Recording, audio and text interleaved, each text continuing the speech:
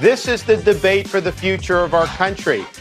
Chains, heavy chains that went from padlock to padlock on both sides of the doors.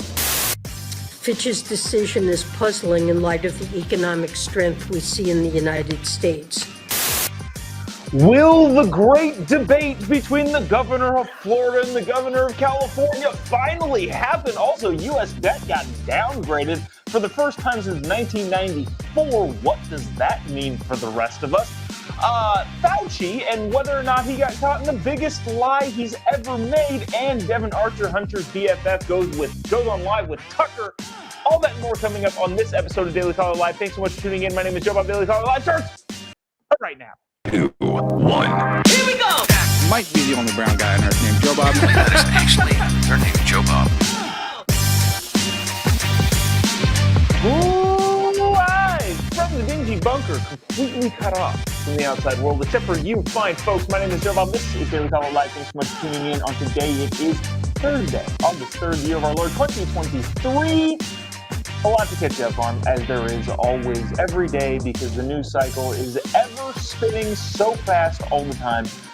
But I think one of the biggest things that I thought was fascinating, interesting, and things that I'd like to talk about from a horse race perspective, and by horse race I mean the political race for president of the United States, is this. Gavin Newsom, a couple of months ago, the governor of California, who is definitely running for president, issued a challenge to the Florida governor, Ron DeSantis. Now, Ron DeSantis yesterday went on Hannity and accepted that offer to debate Gavin Newsom and said this. I'll get to the clip really quick, and we'll discuss the ramifications of that, because this is all fascinating from a how politics works standpoint. Just really quick, check this out. This is the debate for the future of our country, because you have people like Joe Biden. They would love to see the Californication of the United States. Biden may not even be the nominee. You could have Gavin Newsom. You could have Kamala Harris. And I think if we go down that direction, that's going to accelerate American decline. Yeah, that I think is fascinating. Just this is the actual debate. I think I would love to have this debate. California versus Florida. Who's governing their state better? I'm going to play a clip in a little bit from CNN, interestingly enough, where they went inside a Walgreens in San Francisco and the ice cream was chained up. Yes, the ice cream was chained up. But that, I think, is the debate that people should actually have. Look, governing is a thing that has to happen. And are you doing a good job at it, or are you doing a bad job at it? Governance is not a compilation of ideas that sound good when you're making political campaign speeches. It actually is tangible things that either work or don't. And if you're going to debate what ideas work, you can have, we do have laboratories of democracies, which are various states that do things differently. And if you look at states and see who's doing things better and worse, I would love to have the debate between California and Florida. Here is the thing that is fascinating. Gavin Newsom issued the challenge to Ron DeSantis several months ago. This is, I think, before Joe Biden announced that he's running for re-election. This was before even Donald Trump said that he was going to run for president. Gavin said this a long time ago, and it's been out there and kind of floating around. Will Ron DeSantis accept the challenge to debate Gavin Newsom? At the time, Gavin had just started making headway into becoming a national figure on the Democratic stage. He had just started to go around to different states randomly, neglecting his own state, and talk about his beautiful ideas that have driven California into the ground. He had just started all of that. So saying to Ron DeSantis at the time when Gavin said it, I want to debate Ron DeSantis on the... He knew Ron DeSantis wasn't going to accept that, because at the time, Ron DeSantis seemed to be the next hand-picked RNC nominee for president of the United States. At the time that Gavin said, I want to debate Ron DeSantis, Gavin was trying to make a name for himself on the national stage. Obviously, he has a name for himself. He was trying to get in people's faces and said, I want to debate this guy. At the time, Ron DeSantis had no business, no upside to debating Gavin Newsom. At the time, he was being ushered in as the presumptive nominee for the Republican nomination for president of the United States. Several months have gone by, and things have changed. Now, Gavin Newsom is pretty prominent on the national stage due to varying other things. In Washington, D.C., in tight circles in Washington, D.C., he's being talked about as the replacement nominee for the Democratic Party instead of Joe Biden, who is disastrously old and should not run for president of the United States. If you want a Democrat to win, you should not want Joe Biden to run. I'm not sure how many of those of you are watching right now, but he's not a good candidate for the Democrats in 2024. And not only has Gavin vaulted himself to national prominence, Ron DeSantis did not turn out to be the Republican. It did not turn out to be the coronation of the Republican nominee that he thought and that a lot of people thought back when Gavin Newsom issued this debate challenge. Ron DeSantis is doing horribly in the polls. He last week fired a bunch of his campaign staffers. I think he's at like 19%. He fell below 20%. He's behind Trump by like 40 points. And so the roles have literally, the positions have flipped exactly. Gavin doesn't want to debate Ron DeSantis because then he has to talk about actual facts and issues. Ron DeSantis is like, I will debate anybody who will get me more TV time because I am doing so poorly in the polls. Isn't that freaking fascinating? Gavin, up until we came on this show this morning, Gavin had not responded to any of the tweets, any of the TV appearance, anything since last night. I think his last tweet, or X, I don't know what we call it now, it was like 20 hours ago or something like that. So he's not jumped on the chance to debate Ron DeSantis. Now, I hope it happens. I hope that this does happen. Having said that, if a debate were to happen, remember, Gavin issued this debate challenge when he knew that DeSantis wouldn't take the bait. That was just true. And now that DeSantis is saying, yes, I am curious if it actually happens, I don't think Gavin actually would do it. I would love to see it, but my money is not on whether or not. If the bet is whether or not it happens, my money is probably on no. And the reason for that is because of clips like this. This is from CNN. Yes, CNN the other day. And I thought it was fascinating, a fascinating look inside the governance of the most populous state in the union, a state in which the governor is trying to become the president of the United States and make the entire country look like this. Richie Greenberg walked into a San Francisco Walgreens when he saw in the frozen food section this. Chains, heavy chains that went from padlock to padlock on both sides of the doors, and this was bizarre, something I'd never seen before. This is just more icing on the cake, telling us that rampant crime has become a regular part of life. So typical that in the 30 minutes we were at this Walgreens, we watched 3 people, including this man, steal. Did that guy pay? Did that guy pay? Yeah, so that is what Gavin would be going up against and trying to defend if he were to actually debate in Florida. Chaining up ice cream and just watching people walk out can't be a, difficult thing to defend if you're Gavin Newsom.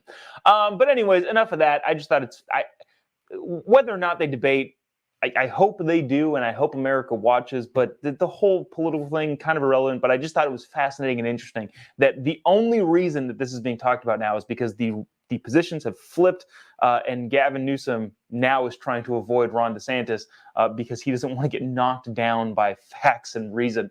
And Ron DeSantis desperately wants eyeballs on his campaign. Speaking of governance and government, we won't touch on this too long, but the U.S. debt has been downgraded. First time since 1994 that Finch's specifically downgraded the U.S. debt from a AAA to a AA+. I actually think this is a much bigger deal than people are making it out to be. I think one of the reasons why it's not a bigger deal because it's kind of a difficult thing to understand. Like, what does that even mean?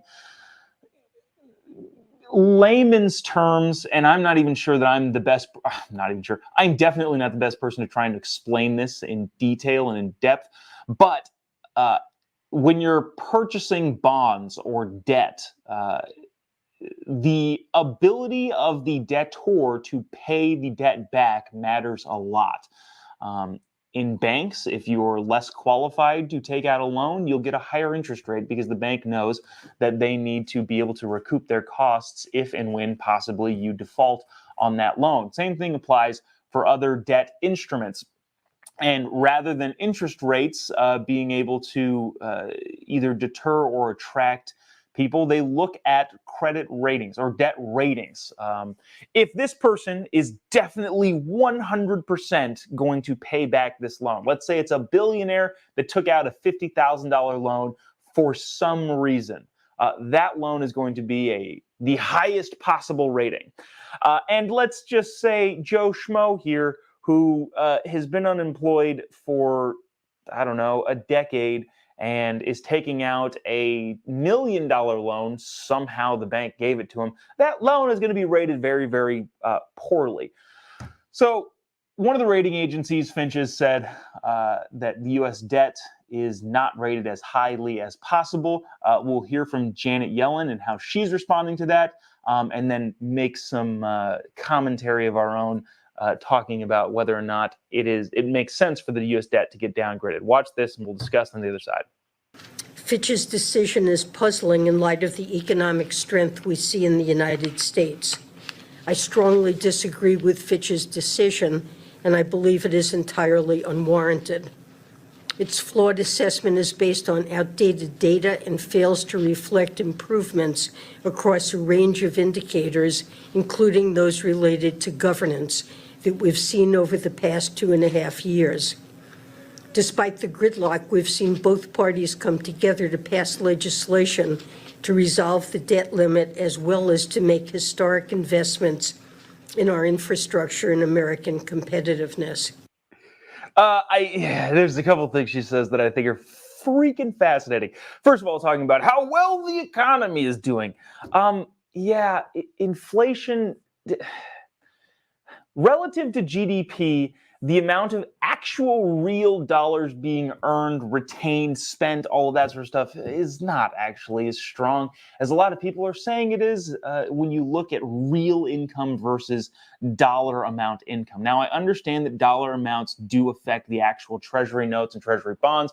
Inflation is a great thing for debt. We won't get into why that is.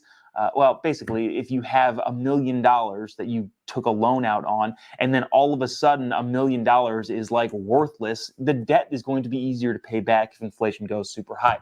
So the federal government, like it or not, both parties tend to love high inflation, not from a spending standpoint, but because we can ease the burden on the actual national debt. That being said, what was the last thing I think? Oh, she said, talking about the debt ceiling, saying, well, I have no idea why anyone would doubt the U.S. debt because both parties, even though they have gridlock in D.C., have come together to resolve the debt issue. Yeah, resolving the debt issue doesn't mean saying, oh yeah, let's just increase the debt limit, because that's what people have been doing for the entirety of the time. What is it? We've increased the debt limit like 78 times. It could be even more than that. For some reason, 78 sounds like a number that I've said before. But we've increased the debt limit a ton of times. And to sit there and say that the debt limit increase is resolving the issue in a bipartisan way seems to not be a very good or compelling argument as to why the U.S. debt is better or worse than anything else. What I mean to say is it's not a good argument to say that the debt should not have been downgraded. If you're going to say, hey, if you and your wife have a credit card, or your husband, depending on if you're a man or woman, or whatever. Anyways, if you and your spouse say you have credit cards and you have a massive spending problem, the solution, resolving the credit card spending problem, would not be taking out more credit cards. But that's how Congress, quote unquote, resolves the debt ceiling, according to the Treasury Secretary Janet Yellen. And she's curious and has no idea why the U.S. debt would get downgraded. Now, just really quick, not to continue going on about this, because I think this is the stuff that actually matters. Like, all of the politics stuff that even I get sucked into it matters minimally when it comes to the greater picture of whether or not the U.S. is going to devolve into bankruptcy and default. The same credit unions or the same credit rating agencies also, remember, played a huge role in the financial debacle that was the 2008-2007 housing crisis. If you remember, the credit default swap bundles had a whole bunch of I'm using those terms wrong. The bundling of mortgages into financial instruments, debt instruments, were rated by the credit agencies as super good. These are super safe investments. The problem is that the financial institutions that were bundling those mortgages also threw in a bunch of terrible mortgages in there. And the rating agencies said, no, these are still fine. These are AAA, A plus ratings. These are all going to be okay. And so a bunch of people bought those based on the ratings that the agencies gave them. The rating agencies gave them. I think Moody's specifically wouldn't budge on downgrading any of those mortgage debts, even though they were terrible loans. So people flocked to those, and then all of a sudden those bad mortgages ended up falling off the wagon, and then we all know what happens from there. So I don't know why I decided to mention that. Basically, the rating agencies are their own autonomous thing, and so even though I just made an entire case as to why downgrading makes sense, also be cautious of the rating agencies. I think what I'm ultimately getting at is trust no one. Trust no one on anything at any point, especially when it comes to the government.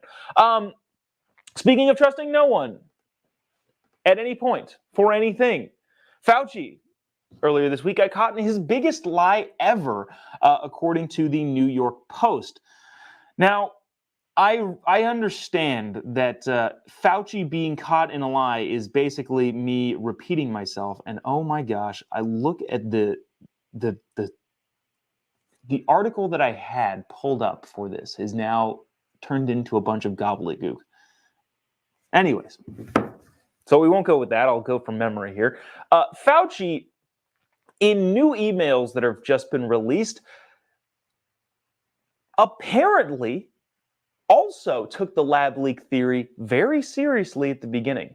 He also was under the impression that, yeah, it probably came out of this lab, and oh shoot, I sent money to that lab. And then continued to lie constantly. So at the very beginning of COVID, Fauci and a bunch of people, according to newly released emails, entertained the idea of, and took seriously the idea of, yeah, this is probably a lab leak. And then continued to lie about it up to this day. He's still lying about it.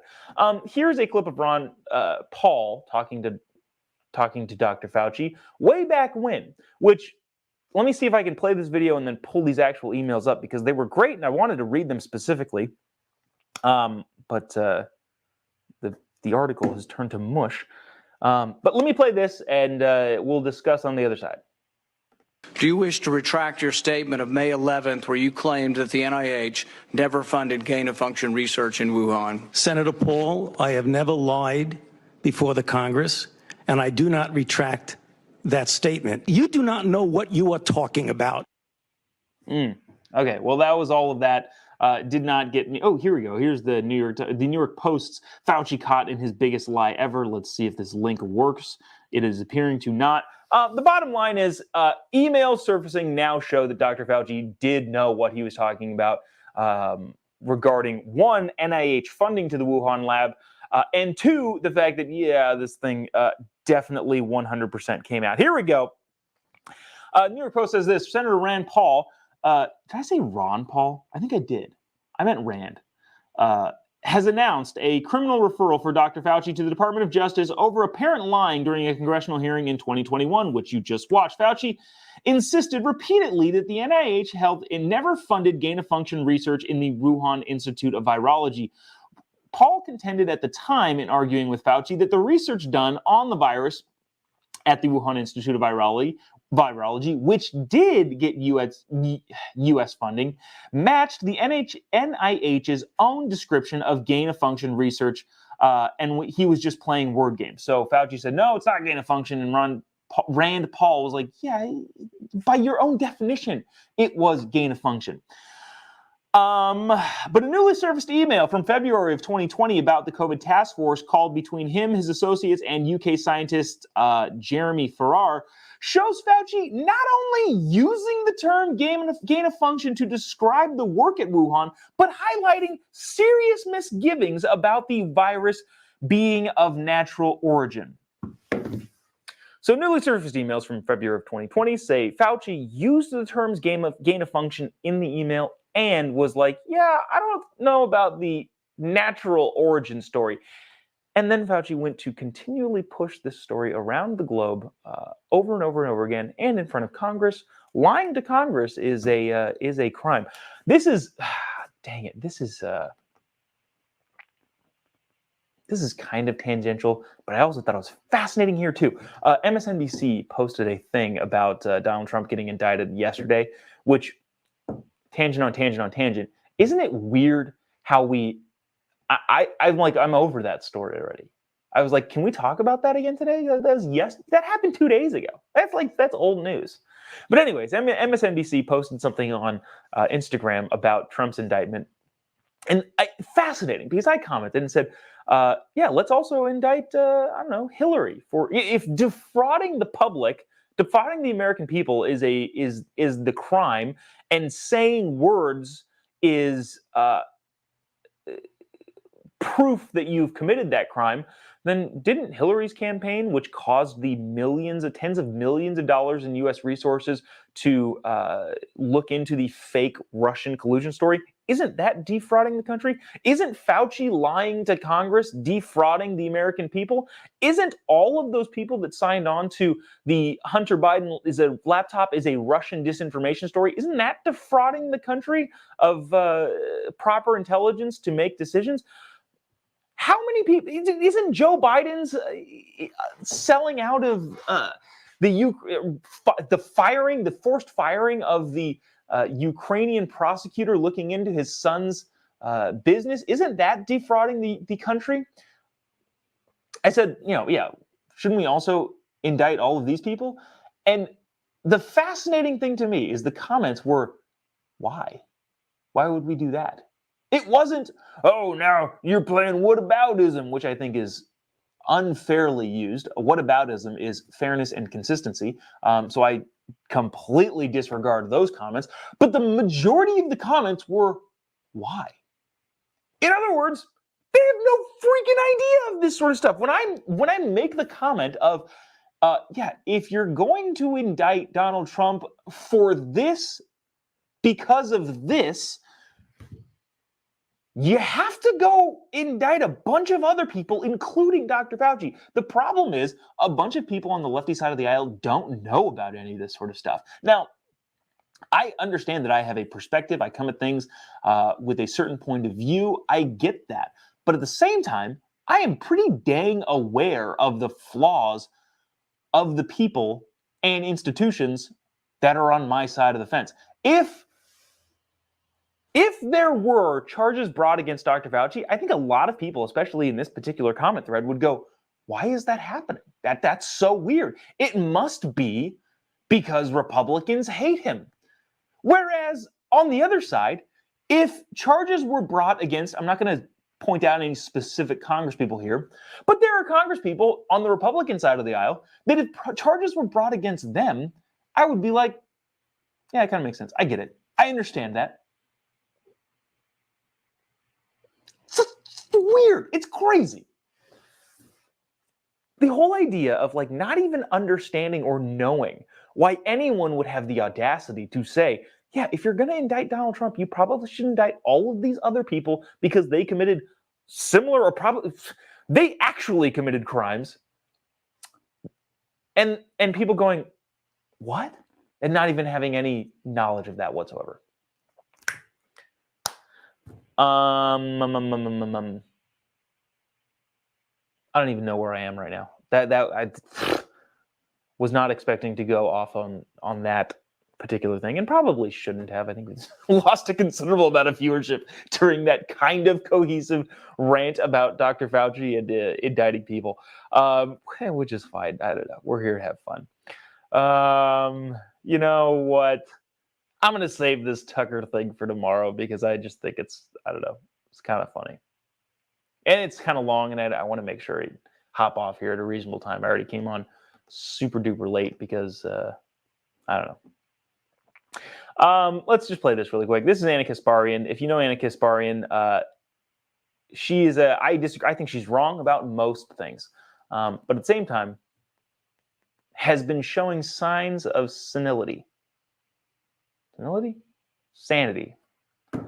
I had a Joe Biden moment there. She's been showing signs of sanity talking about identity politics. She's a big-time lefty, but said this on the Young Turks show the other day, and this is mostly just, I don't know, it's entertaining that there are still Bill Maher people out there who understand the ridiculousness of their own side. This is about identity politics. Just check this out, and we'll briefly chat about it on the other side. Biggest change that some of you might have noticed with me is that I'm done with the identitarian garbage. I'm done with it. It is a giant distraction, and the more we focus on it, and it's definitely very obvious to me when it comes to the left, the people who are supposed to be fighting for a better economic system, better economic conditions, better working conditions, all of that stuff pushed aside. Let's focus on the identitarian stuff. And the identitarian stuff by nature divides us and leads to more fights, more conflict, even among us. But that's the point. Anyway, so I love that because she's right. Again, I disagree with her about so many different things. But in that particular instance, it is good. It makes the case, it helps her make a case better for her arguments when she sticks to sane things. Identity politics is stupid. It is crazy stupid. It's racist and doesn't help anybody. And so while I disagree with the abilities and effectiveness of government programs, which we could probably talk about all day long in our disagreements, it does, yeah, it helps her case more when especially lefties in general, when you call out things that are objectively and obviously stupid, it makes your case better. But anyways, interesting. People coming around to, I don't know, not necessarily our side of the aisle, but at least recognizing reality is always a good thing. But that'll do it for us today. Appreciate you sticking around, tuning in. If you haven't already, give me a follow on any of your social media platforms. Just type in JOBOB. You'll be able to pretty much find me anywhere on the social media networks. Also, I've been told, and I'm not great at uploading this show on the podcast. I will do like bulk at a time. I'm really, really trying to upload the podcasts in a timely manner. And that being said, on any of the podcast networks, you can just type in JOBOB or Daily Caller Live or something and follow that podcast, and you can get the show in podcast form if, for example, you're driving or working or something like that. I've been told to promote that more, and also I will be better at uploading them more consistently. Probably not starting today because I will forget immediately. But just so you know, over the next couple weeks, we can also all go to the podcast platform of your choosing and find this Daily Caller live show, as well as a bunch of other interesting interviews that don't air here. That interviews, conversations, whatever you want to call them, podcasts. Repackaged, put online in audio form. So if you want to find those, you can again type in JOBOB pretty much anywhere, and the links will all take you to all of those places. Let's see. I was gonna say that's gonna do it for us, but I saw these comments in the PID section. David said, "Love the show, thank you." Appreciate that, David. Really appreciate that. And then Chris says, "And you call Joe slow? Get a brain." I don't necessarily disagree with that this morning. But that'll do it for us today. Appreciate you sticking around, tuning in. We'll see you tomorrow, same time, same place. Unless we have a baby, God bless America.